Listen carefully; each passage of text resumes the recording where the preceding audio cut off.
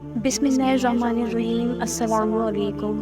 حضرت بلال رضی اللہ تعالیٰ عنہ سے روایت ہے کہ رسول اللہ صلی اللہ علیہ وسلم نے فرمایا کہ تم رات کو جاگنے کو یعنی تہجد کو لازم پکڑو، کیونکہ وہ تم سے پہلے تمام نیک لوگوں کی عادت تھی، یعنی تم سے پہلے جو نبی تھے، ولی تھے، اللہ کے نیک بندے تھے، ان کی یہ عادت تھی کہ وہ تہجد کے لیے اٹھتے تھے، اور فرمایا کہ وہ تہجد کے لیے جاگنا تمہاری پروردگار کی نزدیکی حاصل کرنے کا ذریعہ ہے، بہت بڑا ذریعہ ہے، اور پچھلی برائیوں اور خطاؤں کو مٹانے والا ہے، اور گناہوں سے باز رکھنے والا ہے، اور بدن سے بیماری کو دور کرنے والا ہے۔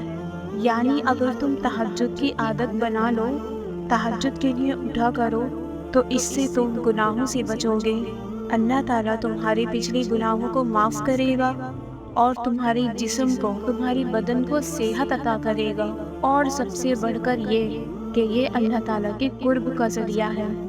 جو شخص یہ چاہتا ہو کہ وہ اللہ تعالیٰ کے قریب ہو جائے اور اللہ تعالیٰ سے اپنی بات منوا لے، دعائیں قبول کروا لے، تو وہ تہجد کے لیے ضرور اٹھیں۔ نبی صلی اللہ علیہ وسلم نے فرما دیا کہ یہ اللہ تعالیٰ کی نزدیکی حاصل کرنے کا بہت بڑا ذریعہ ہے۔ یہ رات کی بہترین نماز ہے۔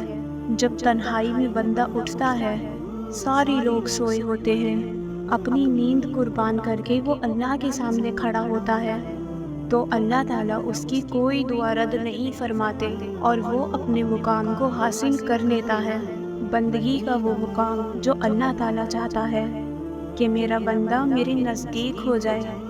اور اللہ تعالیٰ کا قرب حاصل کرنے کے لیے یہ بہت بہترین نماز ہے اور بہترین وقت ہے۔ اللہ تعالیٰ ہم سب کو عمل کرنے کی توفیق عطا فرمائے، آمین۔ ہمیں بھی اپنی دعاؤں میں یاد رکھیں۔ جزاک اللہ خیرا۔